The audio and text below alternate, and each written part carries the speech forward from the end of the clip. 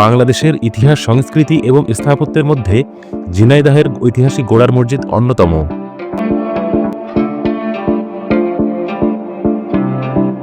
ঐতিহাসিক গোড়ার মসজিদ অবস্থিত ঝিনাইদহের কালীগঞ্জ উপজেলার 12 বাজার ইউনিয়নের বেলার দৌলতপুর গ্রামে। ঝিনাইদহ জেলা শহর থেকে 25-26 কিলোমিটার পথ অতিক্রম করে আসতে পারেন। কালীগঞ্জ উপজেলা সদর থেকেও মসজিদটির দূরত্ব প্রায় 11-12 কিলোমিটার। 12 বাজার একসময় পরিচিত ছিল মোহাম্মদাবাদ নামে। ধারণা করা হয় এখানে 12 জন সুফি আউলিয়া বসতি স্থাপন করেছিলেন। গোড়ার মসজিদের সঠিক নির্মাণকাল জানা না গেলেও গবেষকরা মনে করেন এটি সুলতানি আমলে সম্ভবত 14 থেকে 15 শতকের দিকে নির্মিত হয়েছিল। এই মসজিদ একটি বর্গাকৃতি স্থাপনা। মূল হলঘরের উপর রয়েছে একটি বিশাল অর্ধগোলাকৃতি গম্বুজ। এখানকার প্রতিটি মসজিদের সামনে ছিল একটি বড় পুকুর এবং মুসল্লিদের অজু করার জন্য ছিল বাঁধানো ঘাট।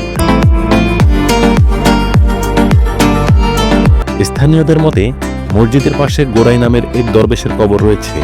অনেকে মনে করেন তার নাম থেকেই এই মসজিদের নামকরণ করা হয়েছে গোড়ার মসজিদ। যদিও এর লিখিত কোনো প্রমাণ পাওয়া যায়নি, তবে জনশ্রুতি হিসেবে এটি বহুল প্রচলিত। এই মসজিদটি বর্তমানে বাংলাদেশ প্রত্নতত্ত্ব অধিদপ্তরের সংরক্ষিত স্থাপনা।